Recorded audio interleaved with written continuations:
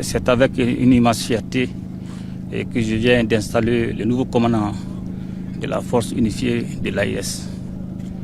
La remise solennelle de l'étendard marque le démarrage des activités de la force unifiée.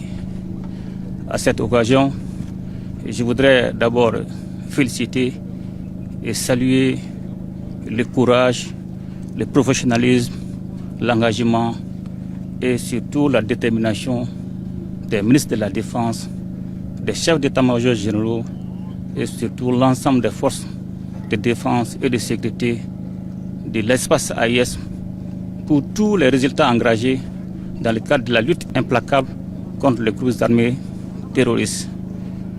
Et depuis la déclaration de Niamey le 6 juillet 2024, nos forces armées de défense et de sécurité ont engagé des opérations conjointes dont les récentes sont l'opération Iroko 1 et Iroko 2 qui ont permis la neutralisation de plusieurs chefs terroristes et la destruction de plusieurs sanctuaires. Et tous ces résultats ont été obtenus grâce à une bonne planification, un partage de renseignements à temps et surtout la mutualisation des efforts.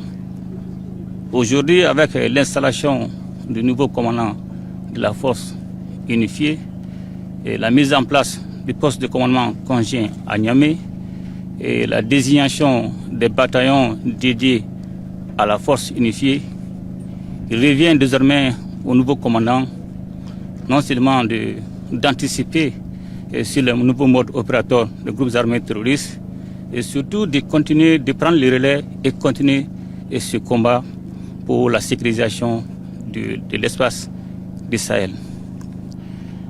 Aujourd'hui, les nouvelles menaces dont nous faisons face, ces menaces sont orientées en fonction des orientations des institutions, des sponsors étatiques pour soutenir les groupes armés terroristes.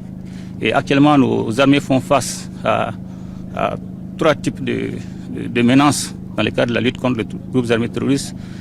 La menace terroriste armée, la menace terroriste économique, la menace terroriste médiatique. Et Dieu merci, aujourd'hui, l'AS, la Confédération a pris des dispositions pour contrer ces différentes menaces, non seulement avec la mise en place de cette force unifiée qui va prendre le relais, et aussi la création de la télé AIS et tous ces mécanismes, la télé AIS, la radio AIS, la presse écrite AIS, ce dispositif va nous permettre de contrer toutes ces menaces. Donc je voudrais encore souhaiter bonne chance au nouveau commandant de la force. Et aujourd'hui, l'AIS est une réalité irréversible. Et surtout saluer l'engagement, la résilience et surtout le courage du peuple souverain de l'AIS et qui a tout le temps soutenu nos forces armées de défense et de sécurité. Et je ne saurais terminer sans pourtant m'incliner devant la mémoire de nos disparus, civils et militaires sur le cadre des opérations.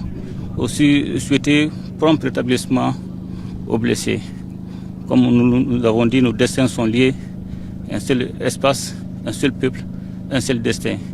Et bon courage et bon sens à la nouvelle force unifiée.